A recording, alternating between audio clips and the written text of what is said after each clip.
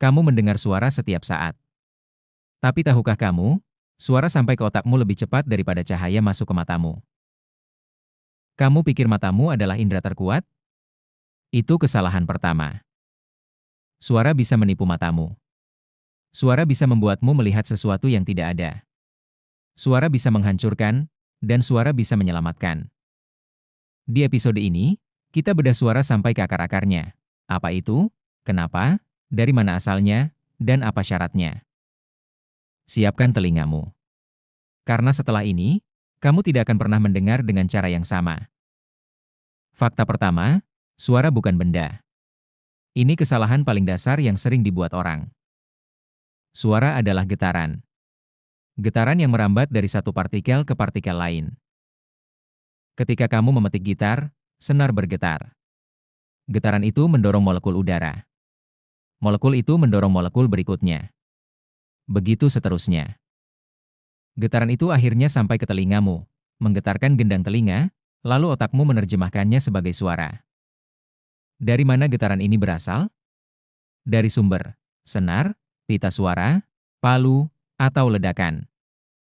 Tanpa sumber getaran, tidak ada suara. Diam adalah ketiadaan getaran. Fakta kedua, suara mati di ruang hampa. Tidak ada suara di luar angkasa. Kenapa? Karena suara butuh medium untuk merambat. Di ruang hampa, tidak ada molekul yang bisa bergetar. Inilah kenapa adegan ledakan di film luar angkasa tidak realistis. Ledakan besar, tapi tidak ada suara. Tapi di bumi, suara bisa merambat melalui 3 medium: udara, air, dan benda padat. Udara, 340 meter per detik. Di air, 1.500 meter per detik. Di besi, 5.000 meter per detik. Semakin rapat medium, semakin cepat suara merambat. Itu hukumnya. Fakta ketiga, suara merambat 15 kali lebih cepat di besi daripada di udara. Di udara, partikel berjauhan. Getaran harus melompat dari satu partikel ke partikel lain. Di besi, partikel sangat rapat. Getaran merambat hampir seketika. Inilah kenapa orang bisa mendengar kereta api dengan menempelkan telinga ke rel, suara datang lebih cepat melalui besi. Ini juga yang membuat paus bisa berkomunikasi antar sesama hingga ratusan kilometer di dalam air. Jadi, suara tidak hanya bergantung pada sumbernya, tapi juga pada medium yang dilaluinya. Fakta keempat, kamu melihat petir sebelum mendengarnya. Ini bukan karena petir datang belakangan. Petir terjadi pada saat yang sama, cahaya dan suara muncul bersamaan. Tapi cahaya merambat 900.000 kali lebih cepat. Cahaya 300.000 km per detik. Suara 340 meter per detik. Perbedaan hampir 1 juta kali lipat. Inilah mengapa kamu bisa menghitung jarak petir. Hitung detik antara kilat dan guntur, bagi 3, itu jaraknya dalam kilometer. Petir tidak datang belakangan. Telingamu yang menangkap suara lebih lambat dari matamu menangkap cahaya. Fakta kelima, gema adalah suara yang memantul. Bukan suara baru, tapi suara yang kembali. Ketika suara mengenai permukaan keras, sebagian energinya memantul kembali ke telingamu. Di ruang terbuka, suara menyebar ke segala arah, terdengar pelan. Di ruang tertutup, suara memantul dari dinding, terdengar lebih keras. Inilah yang disebut gaung dan gema.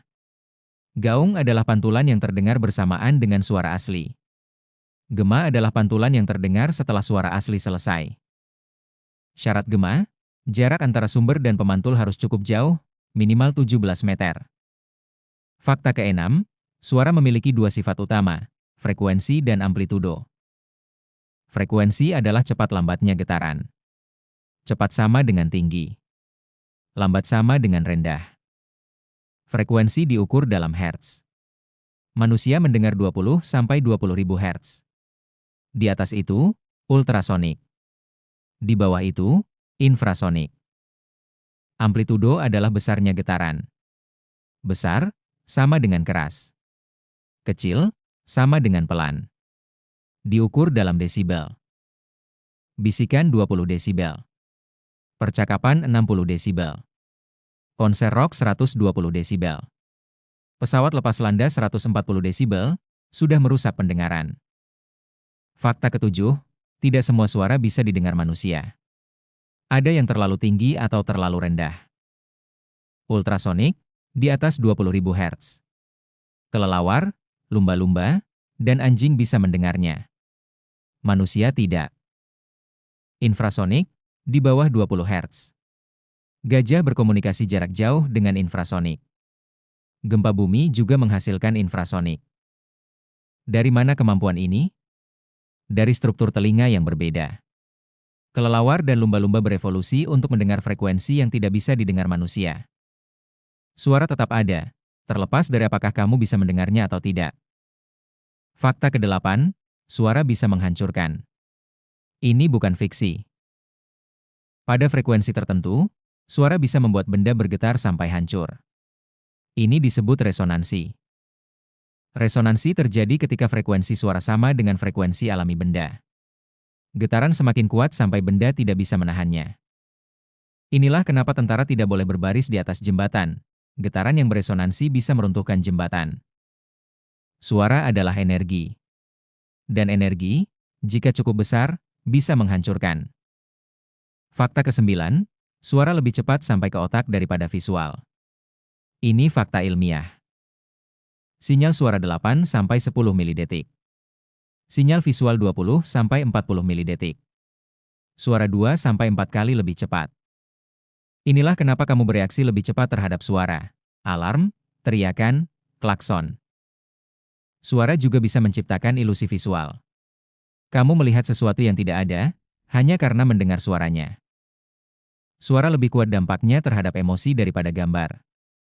Musik bisa membuatmu menangis atau bersemangat lebih cepat.